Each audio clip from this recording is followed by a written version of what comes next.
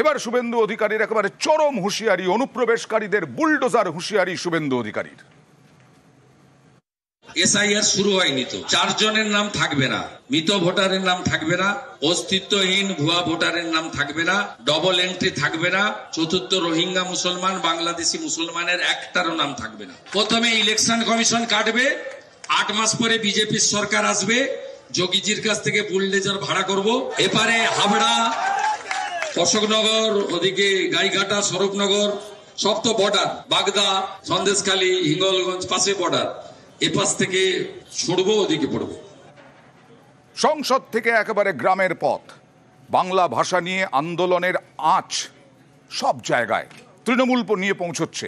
যেমন সংসদে, আজকে সংসদের বাইরে সাংসদরা ফেস্টুন, প্ল্যাকার্ড নিয়ে, ব্যানার নিয়ে তারা বিক্ষোভ দেখান সংসদের বাইরে। বাংলা ভাষাকে অপমান করার বিরুদ্ধে এই তৃণমূল সাংসদদের বিক্ষোভ, ভাষা বিক্ষোভের আঁচ সংসদ চত্বরে। বাংলার অপমান ইস্যুতে বিক্ষোভ সংসদ চত্বরে।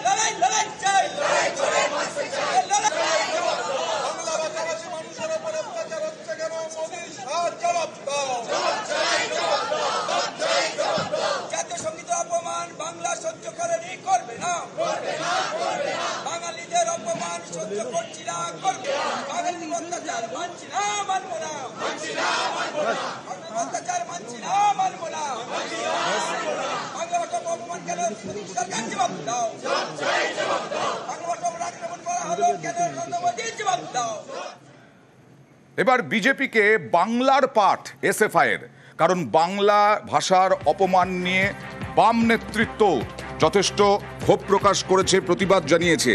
বিজেপি শাসিত রাজ্যে বাংলা বললেই নির্যাতনের অভিযোগ, বাংলাকে বাংলাদেশি ভাষার তকমা দিল্লি পুলিশের, বিজেপি অফিসে পাঠানো হবে সহজ পাঠ বর্ণ পরিচয়।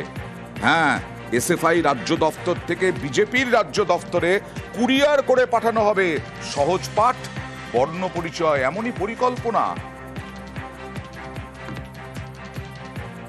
গোয়ালপুকুরে পরিযায়ী শ্রমিক ভাঙা পা নিয়ে বাড়ি ফিরেছিলেন, দেখিয়েছিলাম। এবং হরিয়ানায় অভিযোগ, পুলিশ তুলে নিয়ে গিয়ে এমন মার মারে যে পা ভেঙে যায় পরিযায়ী শ্রমিককে। সেই ভাঙা পায়ে পরিযায়ী শ্রমিকের এফআইআর হরিয়ানা পুলিশের বিরুদ্ধে।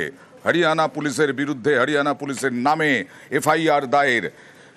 গত জুলাই হরিয়ানায় আটক জুনেদ, বাংলা বলায় বাংলাদেশি সন্দেহে আটক। বাংলাদেশি স্বীকার করতে চাপ দেওয়ার অভিযোগ, না মানলে মেরে পা ভেঙে দেওয়ার অভিযোগ।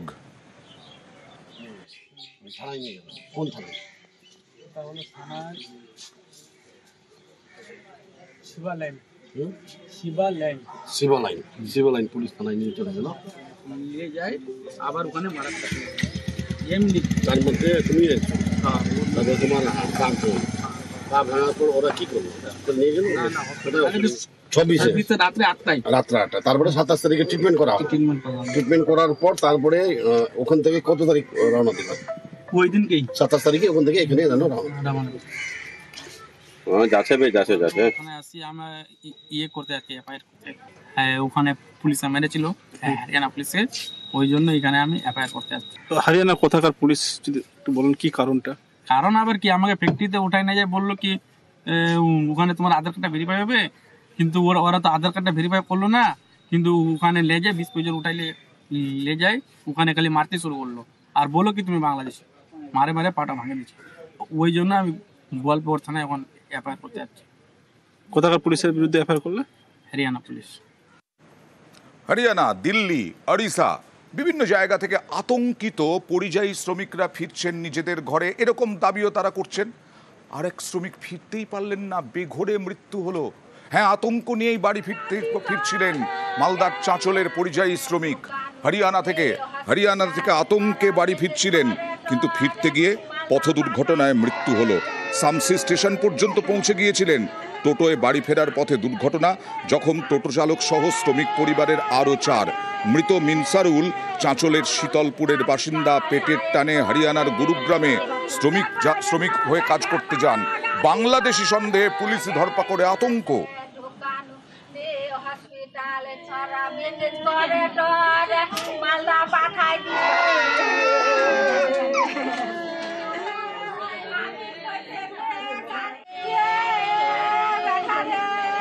আসতো 8-10 দিন ছেলেকে থাকতাম রাত্রেবেলা জঙ্গলে গিয়ে এই বাচ্চা নিয়ে আবার চলে আসতাম। বাঙালি বলে ধরে ধরে মারবে, তার জন্য আসছিল, তার জন্য মৃত্যু হয়েছে।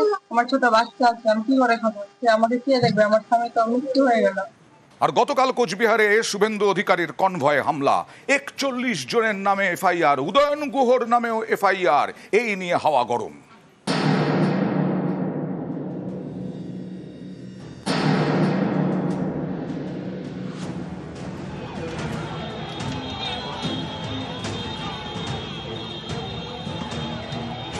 যা করেছেন আপনারা রোহিঙ্গা এবং বাংলাদেশি মুসলমানদের নিয়ে, এপ্রিল মাসে বিধানসভা ভোটে আপনাদের জিততে হবে। 54-র মধ্যে খাতা খুলতে আপনারা পারবেন না। নর্থ বেঙ্গলে বলেছিলেন যে উদয়ন গুহর নেতৃত্বে 1,500 রোহিঙ্গা ওনাকে আক্রমণ করেছে বা ওনাকে খুন করবার চেষ্টা করেছে, অথচ এফআইআরে আমরা একটা রোহিঙ্গার নাম দেখছি। যে কথাগুলো বলেছিলেন সবটাই কি মিথ্যে কথা?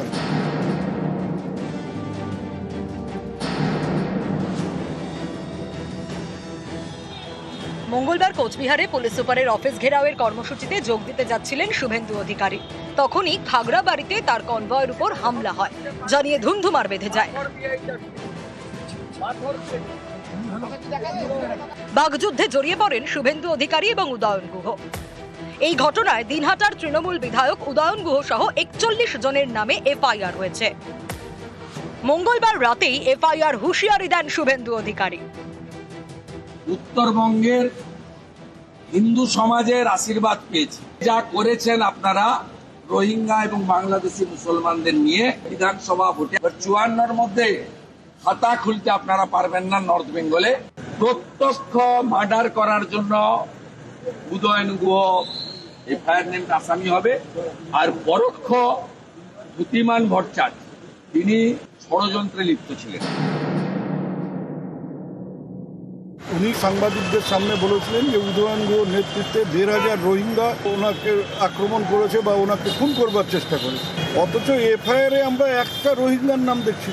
ওখানে যে জনাকুড়ি মুসলমানের নাম আছে তারা সবাই কুচবিহারের ভূমিপুত্র, তাহলে কোনো রোহিঙ্গার নাম নেই কেন? তাহলে যে কথাগুলো বলেছিলেন সবটাই কি মিথ্যে কথা? গরম কোচবিহারের রাজনীতি। কোচবিহারকে ইস্যু করে দিল্লির রাজনীতির উত্তাপ বাড়াতে চাইছে বিজেপি। পশ্চিমবঙ্গে বিরোধী দলনেতার উপর হামলা নিয়ে সংসদে আলোচনা চান রাজ্য বিজেপির সভাপতি তথা রাজ্যসভার সাংসদ শ্রমিক ভট্টাচার্য।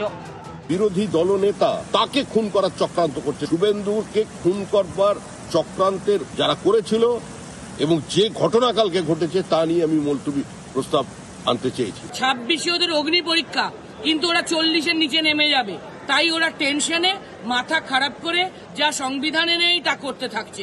ওদের মাথার ব্যালেন্সই ঠিকঠাক নেই। নিউজ 18 বাংলা।